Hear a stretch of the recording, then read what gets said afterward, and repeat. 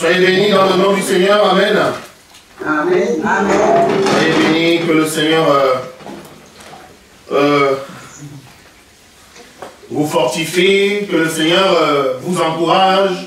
Soyez encouragés par le Saint-Esprit, soyez fortifiés par le Saint-Esprit. Et ce matin, je vais vous entretenir sur un sujet. Donc,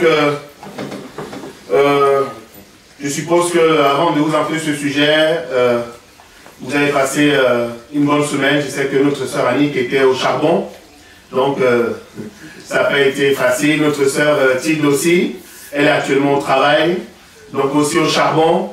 Donc, nous allons continuer notre enseignement. Le dimanche dernier, on a parlé sur le bras armé. Le bras armé et l'ordre établi. Et je vous avais dit qu'aujourd'hui, je vais vous entretenir sur un sujet, sur l'esprit du mensonge. Donc, de ce fait, je vous invite d'aller dans le livre de 1 Roi, chapitre 22. Donc, nous allons lire jusqu'au verset 54. Normalement, on va lire jusqu'au verset 54, mais je pense qu'on ne va pas lire jusqu'au verset 54. On va s'arrêter à un niveau pour prendre la partie qui nous intéresse dans cet enseignement. Donc, 1 Roi, chapitre 22. On va commencer à lire à partir du verset 1. Il est écrit dans la parole de Dieu: on resta 3 ans sans qu'il y eût guerre entre la Syrie et Israël. La 3e année, Josaphat, roi de Juda, descendit auprès du roi d'Israël. Le roi d'Israël dit à ses serviteurs: savez-vous que Ramoth en Galaad est à nous? Et nous ne nous inquiétons pas de la reprendre aux mains du roi de Syrie. Et il dit à Josaphat: veux-tu venir avec nous attaquer Ramoth en Galaad? Josaphat répondit au roi d'Israël: nous irons, moi comme toi, mon peuple comme ton peuple, mes chevaux comme tes chevaux. Puis Josaphat dit au roi d'Israël: consulte maintenant et prie la parole de l'Éternel. Et le roi d'Israël assembla les prophètes au nombre d'environ 400 et leur dit: irai-je attaquer Ramoth en Galaad ou dois-je y renoncer? Et ils répondirent: monte, et le Seigneur le livrera entre les mains du roi. Amen. Amen. Nous allons arrêter pour l'instant sur le verset 6.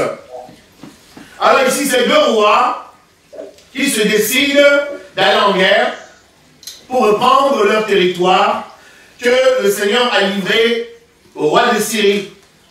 Donc, ces rois, avant d'aller en guerre, ils vont consulter les prophètes.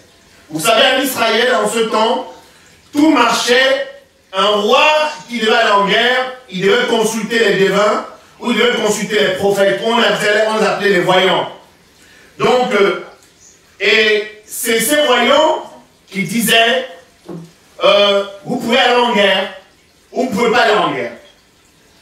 Aujourd'hui, de nos jours, il y a des gens qui consultent toujours les prophètes, il y a des gens qui consultent toujours les voyants pour connaître: est-ce qu'on peut faire ceci, est-ce qu'on peut faire cela, est-ce que le voyage me sera favorable, est-ce que le travail que je veux prendre, est-ce qu'il sera bon? Donc on consulte. Pourquoi? Parce que l'homme est toujours dans la recherche de l'avenir, il veut toujours savoir si ce qu'il va entreprendre va réussir. Mais vous savez, au temps d'Israël et au temps de maintenant, qu'on appelle le temps de la grâce, Dieu ne travaille plus de la même façon. Dans les temps anciens, le Seigneur opérait à travers ses prophètes. Aujourd'hui, le Seigneur opère à travers nous-mêmes par le Saint-Esprit.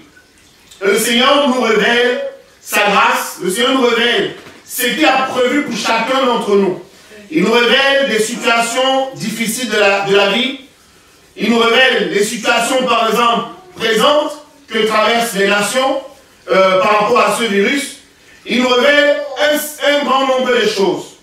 Mais comme je vous avais dit la dernière fois, dimanche dernier, que les disciples avaient interrogé le Seigneur pour la fin des temps, parce que nous traversons les moments difficiles. Les disciples nous ont dit, quel sera le signe? Et le Seigneur leur avait dit quelque chose. Dans le verset 4 de Matthieu 24, Matthieu 24, verset 4, il est écrit, Jésus leur répondit, prenez garde que personne ne vous séduise. Prenez garde que personne ne vous séduise. Car il est écrit, car plusieurs viendront sous mon nom, verset 5, disant, c'est moi qui suis le Christ, et ils séduiront beaucoup de gens. Et Jésus dit la séduction. Il dit, prenez garde que personne ne vous séduise. Parce que dans la fin des temps, où nous sommes là maintenant, il y a beaucoup de prophètes, il y a beaucoup de prophéties, il y a beaucoup de gens qui disent des choses. Et le Seigneur nous dit que prenons garde, que personne ne nous séduise. Le Seigneur vous dit aujourd'hui, prenez garde, que personne ne vous séduise. Il te met en garde. Le Seigneur te met en garde. Parce qu'il dit que voilà les signes que je vous donne. Voilà les signes qui montrent que j'arrive. Voilà les signes de mon avènement. Voilà les signes qui disent votre délivrance est proche. Et ce roi d'Israël, ces deux rois, le roi d'Israël et le roi de Juda, et ils sont des frères, mais c'est un royaume divisé. À cause du péché de Salomon, ce royaume a été divisé. Ils veulent aller conquérir leur territoire, ils veulent le reprendre, mais ils vont consulter les prophètes. Mais vous lisez très bien une chose ici. La Bible dit qu'ils étaient 400 prophètes. 400 prophètes pour deux rois qui vont faire la guerre. Mes amis, ça déjà c'est un signe d'un échec. Parce que le Seigneur n'a pas besoin de 400 hommes pour prophétiser. Le Seigneur n'a pas besoin de 400 hommes pour donner un signe. Le Seigneur n'a pas besoin de 400 hommes pour donner une révélation au roi. Mais ce qui se passe ici, c'est que ces deux rois s'étaient rebellés. Et comme ils se sont rebellés, le Seigneur s'est retiré d'eux. Le Seigneur avait dit qu'il livrera Israël entre les mains de Nebuchadnezzar. Et c'est ce qui s'était passé après, ce que nous avons vu le dimanche dernier. Ici, ces rois-là, ils sont dans l'entêtement, ils sont dans la rébellion. Ils ne veulent pas se soumettre à la parole de Dieu. Et comme ils ne veulent pas se soumettre à la parole de Dieu, ils sont entourés de prophètes. Et ce qui se passe, c'est que Dieu a fait de sorte que ces prophètes ne puissent pas voir. Je vous dis aujourd'hui, écoutez-moi bien, mes bien-aimés, Dieu donne sa révélation à qui il veut. Et Dieu peut fermer les cieux. Dieu peut fermer les yeux du marabout. Le marabout, parce qu'il y a des marabouts qui sont très forts, qui sont capables de dire des choses et qui arrivent. Jésus qui nous avait dit ça. Il nous avait prévenu. Il y a des marabouts, ils t'annoncent quelque chose et 2 jours après ça se passe. Écoutez-moi bien. Et il y a des moments, quand Dieu ne veut pas que la révélation arrive sur une nation, il ferme les yeux des voyants. Il ferme les yeux des prophètes. Je vous donne un exemple. Regardez le cas de Joseph. Joseph était le maître des magiciens. Pharaon a appelé tous ces magiciens pour lui donner le rêve. Ils n'ont pas été capables de donner le rêve. Ils n'ont pas été capables de donner la signification. Il n'y avait que Joseph. Pourquoi? Parce que l'Éternel a fait que des voyants, des astrologues qui étaient en ce temps-là dans le royaume d'Égypte n'étaient pas capables de voir. Dieu a fermé les yeux. Je vous donne encore un autre exemple de Daniel. Daniel, c'était la même chose. Nebuchadnezzar a vu une statue. Et il ne pouvait pas donner la signification de la statue. Il ne connaissait pas le sens. Il était effrayé par la statue, par la magnificence de cette statue. Il a appelé tous les sages de Babylone. Et je vous dis qu'à Babylone, il y avait vraiment des voyants. Il y avait vraiment des gens qui étaient capables de dire des choses qui pouvaient se produire. Mais Dieu a fait en sorte que tous les voyants, tous les astrologues de Babylone soient incapables de déchiffrer, soient incapables de dire à Nebuchadnezzar, de lui donner le sens du songe qu'il a vu. Parce que Dieu fait ce qu'il veut. Rien ne peut arriver dans une nation. Rien ne peut être révélé de manière concrète si Dieu n'est pas derrière, si Dieu ne donne pas son cachet, si Dieu ne donne pas son accord. C'est pour ça que Jésus nous dit, méfiez-vous des prophéties, méfiez-vous des prophètes. Moi, je vous donne des signes. Vous voulez savoir, c'est normal. Vous posez des questions, c'est normal. Mais je vais vous dire, je vous donne des signes. Voilà ce qui va se passer. Quand vous verrez ceci, quand vous verrez cela, sachez que. Amen. Donc, dans le verset 6, 7, toujours de 1 Roi, chapitre 22, il est écrit, mais Josaphat dit, n'y a-t-il plus ici aucun prophète de l'Éternel par qui nous puissions le consulter? Il y avait déjà 400 prophètes, mais Josaphat, qui était un roi de Juda, il a dit, est-ce qu'il n'y a pas un autre prophète qu'on peut consulter? Et le roi d'Israël répondit à Josaphat. Voilà où l'histoire devient très intéressante. Soyez très attentifs pour la suite que nous allons lire. Le roi d'Israël répondit à Josaphat, il y a encore un homme par qui l'on pourrait consulter l'Éternel, mais je le hais, car il ne prophétise rien de bon. Il ne prophétise que du mal. C'est Michée, fils de Jimla. Et Josaphat dit que le roi ne parle pas ainsi. Alléluia. Je vais dire quelque chose encore. Le monde est tombé dans la corruption. Les chrétiens sont tombés dans la corruption. Les pasteurs sont tombés dans la corruption. Il y a 400 prophètes. Il y a 400 prophètes. Mais Josaphat, qui est du royaume de Juda, il sent qu'il y a quelque chose qui ne va pas. Il dit que, est-ce qu'on ne peut pas consulter quelqu'un d'autre? Je vous dirais que 400 c'est beaucoup. Dieu a besoin d'une seule personne pour prophétiser. Dieu a besoin de cette personne pour prophétiser. N'oubliez pas, quand Élie a lancé un défi au prophète de Baal, il était seul, en face il y avait 400 prophètes de Baal. Élie était seul face à un défi de 400 prophètes. Et je m'adresse à toi ce matin. Méfie-toi des prophéties. Dieu a mis en toi un esprit. Quelque chose qui est en toi, qui est plus fort, qui est capable de te révéler la pensée de Dieu. Ils étaient 400. Mais Josaphat dit, est-ce qu'il n'y a pas un prophète? Mais le roi d'Israël,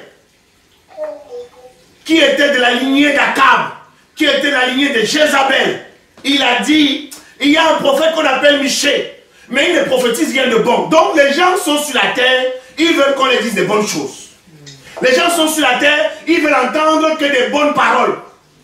Il y a un problème sur la terre aujourd'hui. Je sais que ce n'est pas bon. Moi-même qui vous parle, je ne suis pas fier de voir les gens mourir.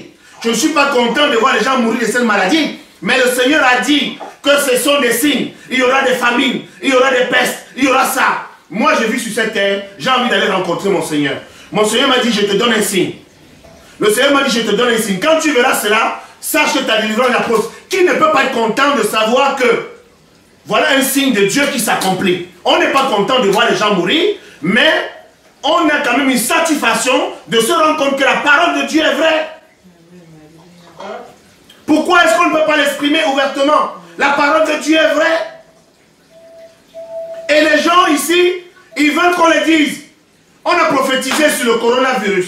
Les gens ont dit que le 20 mars, c'est parti. Ça va disparaître. Tibi Joshua a prophétisé. Tel autre a prophétisé. Autre tel a prophétisé. Ils ont dit que la maladie, là, le 20 mars, maximum, ça s'en va. D'autres ont dit le 27. On est le 29. Ma soeur Annie, tu es dans les hôpitaux. N'est-ce pas? Je pense que tu vois des cas. Tu vois des cas. En Italie, ils sont déjà 11 000 ou 12 000 morts. Ils sont morts et ça ne s'arrête pas. Parce que le Seigneur a dit, mon temps c'est mon temps. Et il a fermé les yeux des prophètes. Et ce roi d'Israël, il déclare ici, n'y a-t-il pas, le roi de Juda dit, n'y a-t-il pas le prophète? Il y a Michée. Il y a Michée, mais le problème c'est que Michée est détesté, comme moi je suis détesté. Moi je sais que les gens ne m'aiment pas. Je sais que les gens n'aiment pas mes publications. Je sais que les gens n'aiment pas comme je prends cette affaire. Mais je m'en fous. Parce que je dis aux gens, je ne suis pas là pour plaire aux gens. Je ne suis pas là pour dire, je m'appuie sur la parole de Dieu. J'ai dit aux gens que, voilà ce que dit la parole de Dieu. Dieu avait annoncé ces choses. Il a dit que ça allait arriver. Ce n'est pas moi qui suis à l'origine de ces choses. Je ne fais que dire, rappeler la parole de Dieu. Mais comme les gens ne veulent pas lire la Bible, comme les gens ne veulent pas la vérité, le Seigneur va nous obliger à la vérité. Il appelle un autre prophète. Mais il dit que je n'aime pas ce prophète. Il ne prophétise rien de bon. Il ne prophétise rien de bon. Je le hais. Quand il ne prophétise rien de bon, il ne prophétise que du mal. C'est Michée, fils de Jimla. Verset 9. Alors le roi d'Israël appela un eunuque et dit, fais venir de suite Michée, fils de Jimla. Le roi d'Israël et Josaphat, roi de Juda, étaient assis chacun sur son trône, revêtus de leurs habits royaux, dans la place à l'entrée de la porte de Samarie. Et tous les prophètes prophétisaient devant eux. Sédécias, fils de Kenaana, s'était fait des cornes de fer. Et il dit, ainsi parle l'Éternel, avec ces cornes tu frapperas les Syriens jusqu'à les détruire. Voilà un prophète qui prophétise. Il dit qu'au roi, que tu vas frapper les Syriens jusqu'à les détruire. Et il y a des prophètes qui parlent, qui disent beaucoup de choses. Bon, on va voir la suite. Qu'est-ce qui continue? Verset 12. Et tous les prophètes prophétisaient de même en disant, monte à Ramoth en Galaad, tu auras du succès. Et l'Éternel la livrera entre les mains du roi. Le messager qui était allé appeler Michée lui parla ici. Maintenant, écoutez bien la suite. Le messager qui était allé appeler Michée lui parla ici. Voici les prophètes d'un commun accord prophétisent du bien au roi. Que ta parole soit donc comme la parole de chacun d'eux. Annonce du bien. Alléluia. Écoutez-moi une parole. Il y a 400 prophètes qui ont des yeux aveuglés. Il y a 400 prophètes que Dieu a fermé les yeux. Mais on va dire Michée, on va dire à Michée, bon tu sais, on forme une bande de faux prophètes. On est une bande de prophètes de mensonges. Donc maintenant tu sais, il faut que tu dises la même chose que nous. C'est ce qui se passe dans des groupes et ce qui se passe dans les églises. Est-ce que vous m'entendez? C'est ce qui se passe dans les églises. Quand un pasteur a une fausse révélation, quand un pasteur veut entraîner son troupeau à l'abattoir, ou va entraîner son troupeau dans un trou, il prend autour de lui, il attire des gens à sa cause. Et il veut maintenant que tout le monde vienne embrasser sa cause. S'il y a quelqu'un au milieu de lui qui n'embrasse pas sa cause, il n'aime pas cette personne-là. Et on cherche par tous les moyens de prendre toutes les personnes pour les amener. Et on vient dire à Michée que Michée vient prophétiser, prophétise aussi comme les autres, prophétise du bien. Je m'adresse à toi aujourd'hui. Les gens veulent que tu leur dises que le coronavirus part demain. Mais tu es qui pour dire ça? Tu es qui pour dire ça? Les gens veulent entendre que tu leur dises que le coronavirus, ça disparaît. Tu es qui pour dire ça? Aucun de nous ne sait à quel moment ce virus va disparaître. Aucun de nous ne le sait. Aucun de nous ne le sait. Et maintenant, les gens voudront que tu leur dises. Moi, si on me pose la question, je vais dire que c'est une épidémie. C'est une épidémie qui est venue et va partir comme elle est venue. C'est tout. Et ça partira au moment où ça doit partir. Est-ce que tu souhaites que ça parte? Oui, tout le monde souhaite que ça parte. Personne n'aimerait que ça reste. Mais je ne suis pas capable aujourd'hui de te dire que ça part demain. Parce que Dieu a voilé, a fermé les yeux de tout le monde. Et les gens voudront que tu les dises, que tu leur donnes une parole positive. Voilà, c'est ce que les gens entendent. Donne une bonne parole, une parole positive. Annonce quelque chose de positif. Il faut dire que la croissance va reprendre. Il faut dire que les affaires vont reprendre. Il faut dire que les gens vont guérir. Les gens veulent que tu dises quelque chose de positif. Mais en fait, on n'est pas là pour souhaiter la mort des gens. On n'est pas là pour souhaiter la mort, le malheur des gens, puisqu'on a même nos familles qui sont impliquées dedans. On a nos parents qui ne connaissent pas le Seigneur. On a nos amis qui ne connaissent pas le Seigneur. Les gens que nous aimons. Mais on n'est pas là. Tout notre message, c'est de dire aux gens que donnez votre vie au Seigneur Jésus. Donnez votre vie au Seigneur Jésus. C'est tout le message que nous pouvons avoir. Donnez votre vie au Seigneur Jésus. Verset 14. Michée répondit, l'Éternel est vivant. J'annoncerai ce que l'Éternel me dira. Verset 14. J'annoncerai ce que l'Éternel me dira. Et je vais te dire quelque chose, mon frère, ma soeur, ce matin. Si tu n'as rien reçu de Dieu, ne va pas parler. Est-ce que vous m'entendez ce matin? Si vous n'avez rien reçu du Seigneur, n'allez pas parler, parce que le moment arrive. Parce que Dieu est tellement en colère. Je vous ai dit la dernière fois que les pestes, les épidémies, sont des signes de délivrance pour les chrétiens et sont une malédiction pour la terre. Une malédiction parce que le Seigneur est en train de frapper la terre à cause de la méchanceté des hommes. Je l'ai dit, c'est la parole de Dieu qui le dit. Et maintenant, si les gens veulent continuer à prophétiser, le moment viendra où Dieu va frapper ses prophètes. Il va leur dire que venez encore prophétiser. Ils vont dire que non, nous ne sommes pas des prophètes. Il dit que venez prophétiser puisque vous êtes des prophètes. Ils vont dire non, nous ne sommes pas des prophètes. Vous êtes quoi? Nous sommes des commerçants, nous sommes des laboureurs. Ils vont se donner d'autres noms. Ils ne voudront plus prophétiser. Parce que Dieu va les frapper. Si tu ne connais pas, si Dieu ne t'a pas parlé, ne va pas dire quelque chose au nom de Dieu. Si Dieu ne t'a pas donné une date, quelque chose de précis, sur une épidémie, ne ouvre pas ta bouche. Parce que c'est du sabotage.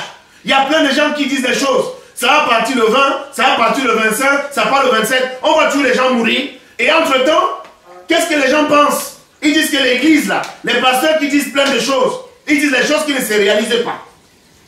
Fermez vos bouches. Et ici, Michée dit que je vais dire ce que Dieu m'a dit de dire. Je ne dirai pas le contraire de ce que l'Éternel m'a dit. Verset 15.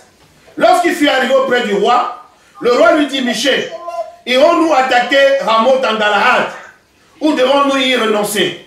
Il lui répondit, monte, tu auras du succès, et l'Éternel la livrera entre les mains du roi. Et le roi lui dit, combien de fois me faudra-t-il te faire jurer de ne me dire que la vérité au nom de l'Éternel? Alléluia. Je vais te faire remarquer quelque chose sur ce texte qui se passe ici. Le roi a dit que Michée ne prophétise jamais rien de bon. Mais bizarrement, quand Michée arrive au milieu des autres prophètes, il dit la même chose que les autres prophètes. Il dit que non, vous allez gagner. Mais le roi lui dit que non. Qu'est-ce que tu es en train de me faire là? Dis-moi la vérité. Parce qu'ils savent qu'il y a quelque chose qui ne va pas. Ils savent qu'il y a quelque chose qui ne va pas. Et la suite, verset 17. Michée répondit, je vois tout Israël dispersé sur les montagnes, comme des brebis qui n'ont point de berger. Et l'Éternel dit, ces gens n'ont point de maître, que chacun retourne en paix dans sa maison. Alléluia. Que chacun retourne en paix dans sa maison. Ces gens-là, Michée a vu, le Seigneur lui a ouvert les yeux. Il a vu qu'il y avait une débandade totale, il y avait un désordre en Israël. Aujourd'hui, je vous dis que les pasteurs sont confus. Il n'y a plus de berger. Les pasteurs sont confus. Parce que l'Éternel, il a fermé les yeux des prophètes. Il a fermé les yeux de certains pasteurs. Maintenant, il a dit aux brebis que chacun rentre chez soi en paix. Le roi d'Israël dit à Josaphat, maintenant. Le roi d'Israël dit à Josaphat, n'étais-je pas dit, il ne prophétise sur moi rien de bon, et il ne prophétise que du mal. Et Michée dit, écoute donc la parole de l'Éternel. J'ai vu l'Éternel assis sur son trône, et toute l'armée des cieux se tenant auprès de lui, et à sa droite et à sa gauche. Et l'Éternel dit, maintenant voilà la suite. Qui séduira Akab pour qu'il monte à Ramoth en Galaad et qu'il y périsse? Et il répondit, l'un d'une manière, l'autre d'une autre. Et un esprit vint se présenter devant l'Éternel et dit, moi je le séduirai. L'Éternel lui dit, comment? Je sortirai, répondit-il, Et je serai un esprit de mensonge dans la bouche de ces prophètes. Et l'Éternel dit, tu le séduiras et tu en viendras à bout. Sors et fais ainsi. On s'arrête là. Alléluia. Écoutez ce qui est écrit ici. Michée, après avoir prophétisé, Michée, après avoir annoncé la parole de Dieu, la Bible dit, il dit qu'écoutez la parole de l'Éternel. Le Seigneur vous parle ce matin. Il dit qu'écoutez-moi. Michée dit qu'il a vu le Seigneur assis sur son trône. Les 400 prophètes n'ont pas vu ça. Et il dit que il y a un esprit qui est venu dans l'assemblée de Dieu. Et cet esprit, ce qui se passe, c'est que le Seigneur a dit qui va séduire Akab. Est-ce que vous entendez ce que je vais dire ce matin? Dieu demande qui va séduire Akab. Je vais vous dire que Dieu ne séduit personne. Dieu ne séduit personne. Je vous ai dit la dernière fois, le dimanche dernier, que quand Dieu veut faire le mal, quand il veut faire arriver le mal sur la terre, il utilise d'autres personnes. Il n'utilise pas ses enfants. Il n'utilise pas des vrais pasteurs. Il n'utilise pas des vrais prophètes. Il va utiliser des gens qui ont en eux le mal. La Bible dit qu'il y a un esprit. Un esprit est venu dans l'assemblée. Et l'esprit a dit que moi je vais séduire Akab. Et l'Éternel a dit comment tu vas faire? Il dit que je vais être un esprit de mensonge dans la bouche de ces prophètes. Est-ce que Dieu ment? Dieu ne ment pas. La Bible dit que Satan est le père du mensonge. Mais en ce temps-là, quand Dieu faisait ses assemblées, Satan aussi, quand on appelle Satan, ce n'est pas celui qui a des cornes, ce n'est pas celui qui est vilain, ce n'est pas celui qu'on a dessiné avec une queue. Ça, c'est les blancs qui ont dessiné Satan comme ça. Satan, il est beau. Il est puissant. Et Satan, il avait encore la capacité de se présenter au sein de l'assemblée de Dieu. Et quand pendant que Dieu est en train de poser les questions, il veut se débarrasser d'Akab. Parce que Akab ou ses enfants, il en a marre. Ils ont amené la corruption en Israël. Et ces prophètes sont des prophètes de mensonges. C'est les prophètes qui font que du mal. Donc, il se pose la question, qui va séduire Akab? Certains ont répondu d'une manière, tantôt d'une autre manière. Et un esprit s'est présenté. La Bible dit que, et un esprit va se présenter devant l'Éternel. Souvenez-vous, dans le livre de Job, la Bible dit que pendant que les enfants de Dieu étaient rassemblés, Satan aussi vint se présenter. Satan aussi vint au milieu. C'est exactement la même chose. Un esprit vint se présenter. Un esprit vint se présenter devant l'Éternel et dit, moi je le séduirai. L'Éternel lui dit, comment tu vas faire? Je sortirai, répondit-il, et je serai un esprit de mensonge dans la bouche de tous ces prophètes. Et l'Éternel dit, tu le séduiras et tu en viendras à bout. Sors et fais ainsi. Regardez, je vais vous montrer quelque chose. Satan, c'est un dangereux. Satan est capable de jeter la confusion dans son propre camp. C'est-à-dire que Satan, quand il envoie un ange en mission, il en peut envoyer un autre ange en mission pour la même mission. Il dit que celui qui va m'amener la meilleure note, c'est celui que je vais donner le poste ou que je donne la promotion. Et les anges, les démons vont se battre entre eux. Satan est capable de mettre le feu et de venir éteindre. Il est celui qui il fait que ses agents se cognent des têtes.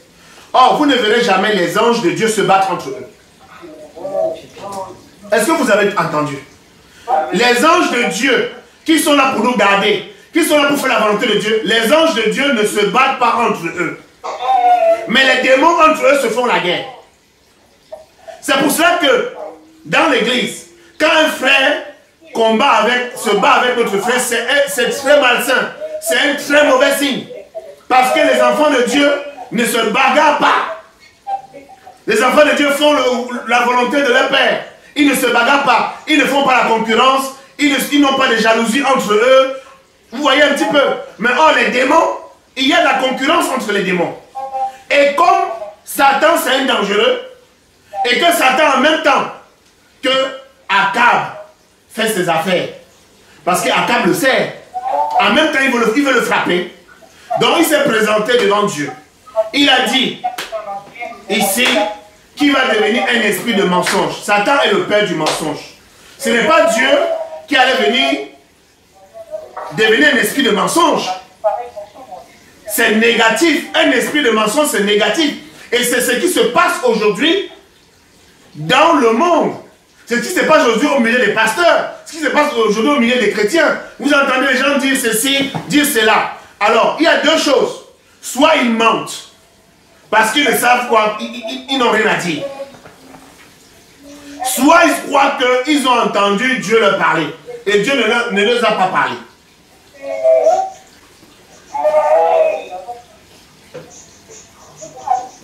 Un esprit de mensonge.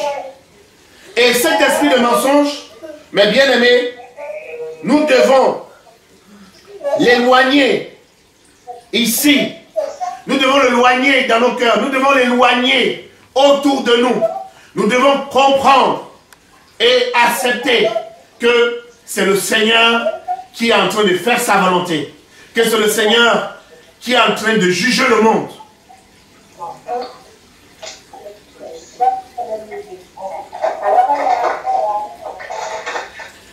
Verset 23. Et maintenant, voici, l'Éternel a mis un esprit de mensonge dans la bouche de tous tes prophètes qui sont là.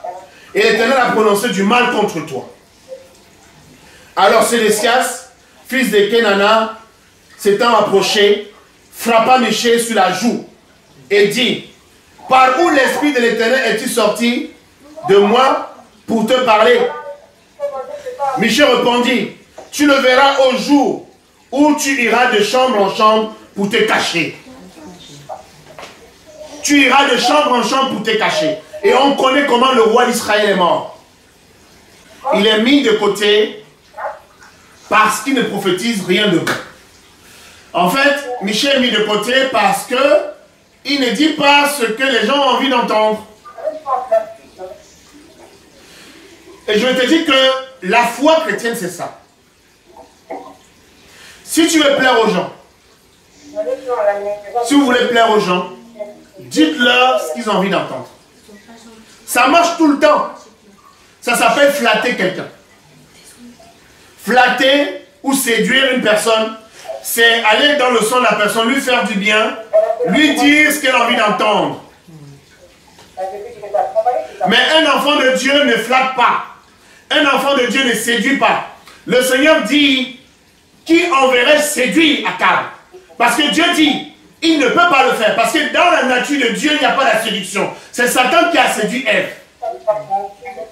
Donc il dit, qui est-ce qui va séduire Akab? C'est-à-dire qu'il est en train de dire que, qui va faire que Akab tombe? Parce que Dieu voulait tuer Akab. Dieu voulait décimer toute la lignée d'Akab. Et Dieu ne veut pas le faire lui-même.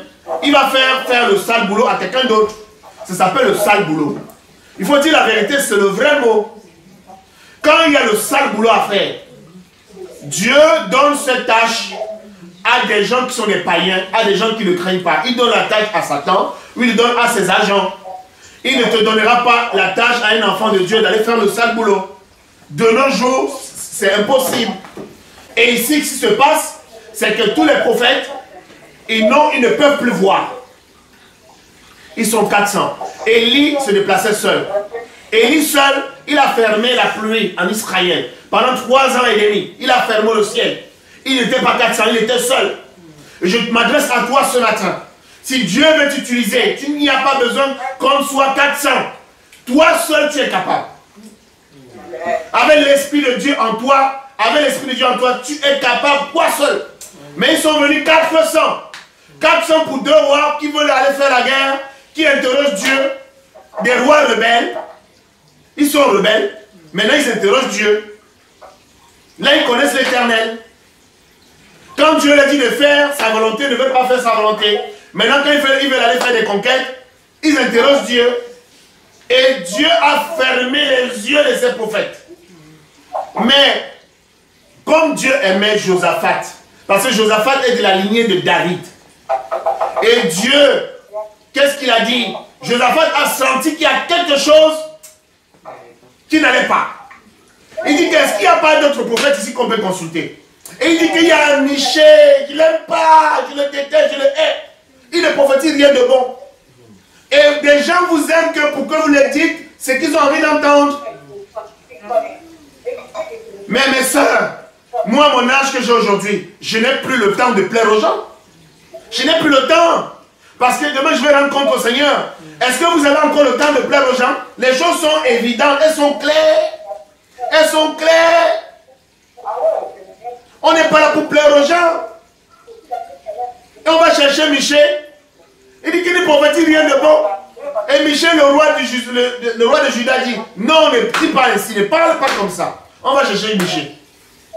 Et on dit à Michée, bon, il y a 400 prophètes qui ont prophétisé du bien. Donc déjà, eux, ils savent qu'ils ont prophétisé que du mensonge. Parce que quand tu es un vrai prophète de Dieu, et que Dieu t'a parlé, et qu'il y a un autre prophète, tu viens, tu ne vas pas aller dire à ce prophète que bon, tu sais moi, Dieu m'a dit que nous allons gagner la guerre. Comme tu es en train de venir là, il faut que tu penses comme nous. Mais non! Soit tu es un prophète, soit tu n'es pas un prophète. Toute la terre entière, je vous dis une chose, toute la terre entière peut s'accorder sur une date, peut s'accorder sur une seule volonté, peut s'accorder sur une idée, peut s'accorder sur quelque chose, une règle. Et Dieu va descendre, il va être d'accord sur tout, Dieu va descendre et dire que vous avez fait tout faux.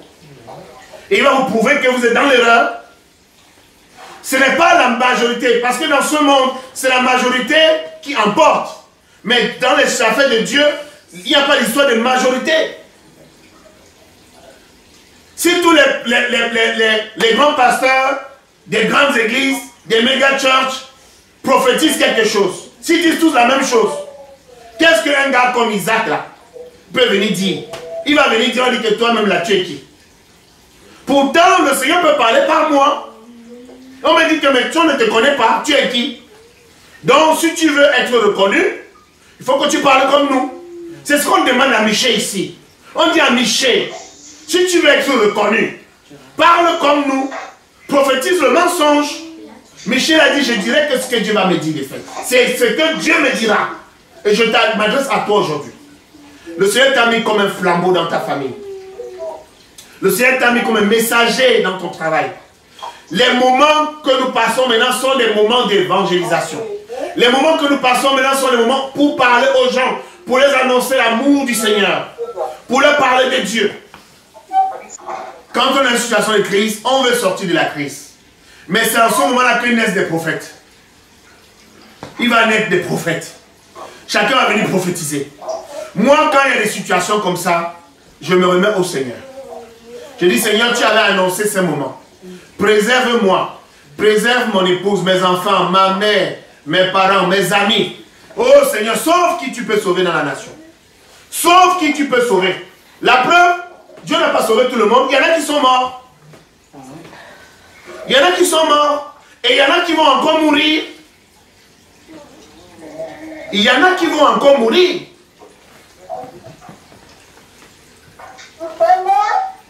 Pour qu'une épidémie passe une nation, il faut que toute la nation se mette à genoux. Toute la nation. Écoutez-moi, le cas de Jonas, toute la nation, tout Ninive, ils se sont mis à genoux pour prier. Il n'y avait pas un seul.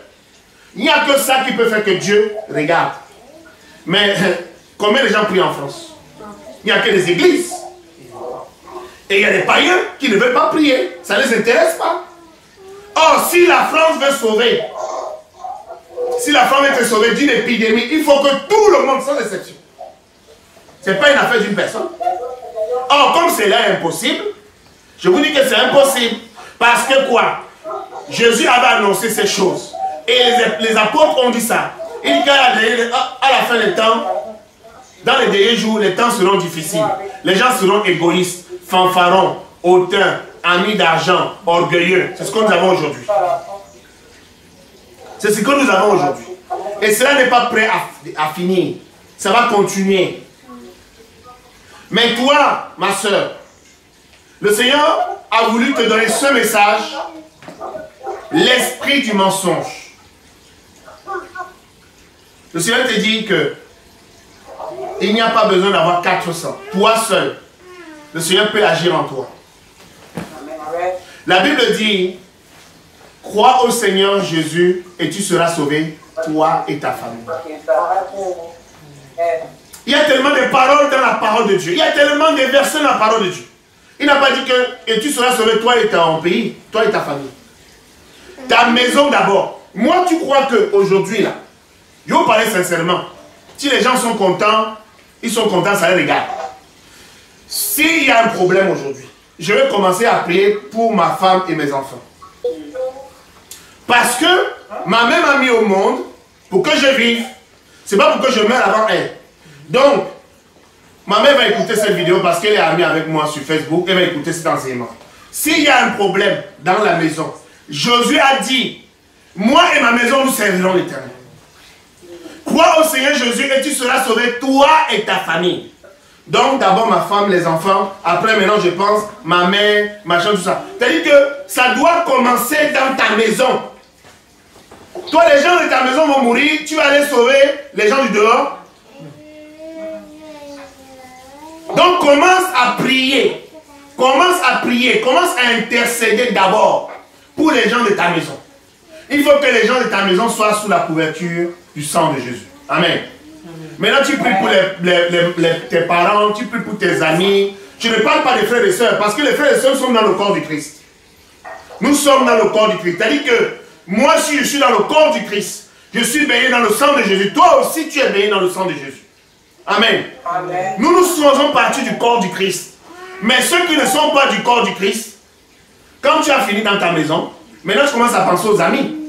Mais tu commences d'abord que la protection soit dans ta maison. Il faut que Dieu garde d'abord ta maison. Ton mari d'abord, tes enfants d'abord. C'est cet enseignement que le Seigneur voulait nous donner ce matin.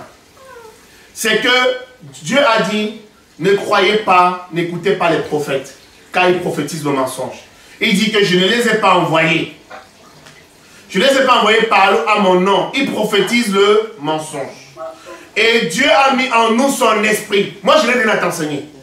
Je te dis la vérité. Là, ce que je vais te dire, j'ai juste lu la Bible. Et je t'ai rappelé ce qui est écrit dans la parole de Dieu. En réalité, je t'ai rien enseigné ce matin. Je t'ai juste rappelé les Écritures. Mais le meilleur enseignant, c'est le Saint-Esprit. Il est en toi. C'est lui qui doit t'enseigner. Si tu as une révélation, c'est lui qui va te donner la révélation. Si tu te dis que tu dois aller à tel voyage, c'est lui qui va t'aller. Même s'il y a une épidémie à un endroit, que les gens meurent là-bas comme des mouches, Dieu dit, ma fille, vas-y, il ne t'arrivera rien. Amen. Amen. Amen. Alléluia. Amen. Nous sommes les enfants de Dieu, nous ne devons pas avoir peur. Nous devons vivre, nous sommes sous la grâce, nous sommes sur la protection. Alléluia. Amen. Amen. Que le nom du Seigneur soit béni. Amen. Amen. Alléluia. Prions ensemble.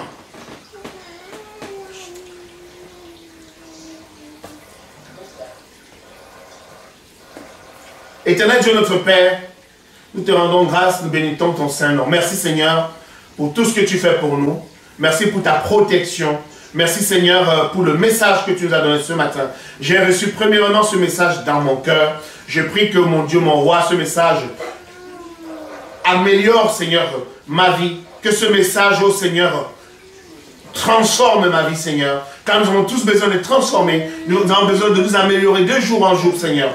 Que ton nom soit glorifié. Je te remets mes frères et mes sœurs qui m'écoutent à travers, Seigneur, ce canal du chant de Dieu. Seigneur, qu'ils soient bénis, Seigneur, qu'ils soient fortifiés. Seigneur, que l'espérance demeure en eux, qu'ils n'aient aucune crainte au nom de Jésus. Seigneur, car tu nous protèges, Seigneur, car nous sommes sous ta protection. Tes anges campent autour de nous. Nous te remettons notre semaine. Sois avec nous, accompagne-nous dans tout ce que nous allons faire. Que ton nom soit glorifié. Au nom de Jésus, en prier. Amen.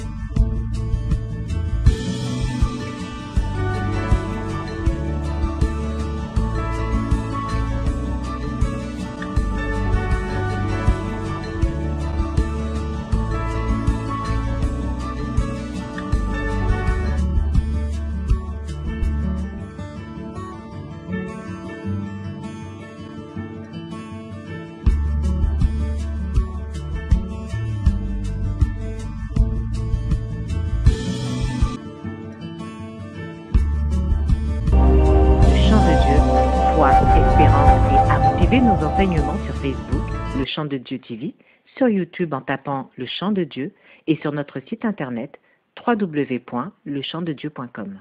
Preview.